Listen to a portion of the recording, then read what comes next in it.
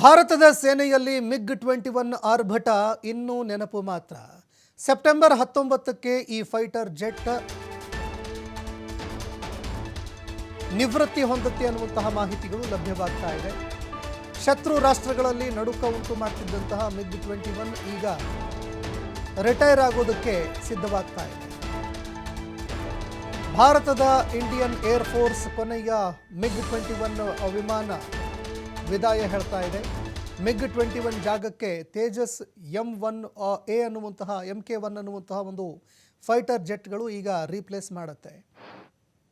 ಇನ್ನು ಭಾರತದಲ್ಲೇ ಇದನ್ನು ತಯಾರಿ ಮಾಡಲಾಗ್ತಾ ಇತ್ತು. ಸೋವಿಯತ್ ಒಕ್ಕೂಟ ಮೂಲದ ಒಂದು ಯುದ್ಧ ವಿಮಾನ ಇದು. ಭಾರತದ ಸೇನೆಯಲ್ಲಿ ಅನೇಕ ದಶಕಗಳ ಕಾಲ ಸೇವೆ ಸಲ್ಲಿಕೆ ಮಾಡಿರುವಂತಹ MiG-21 ಈಗ ನಿವೃತ್ತಿಗೆ ಮುಂದಾಗ್ತಾ ಇದೆ.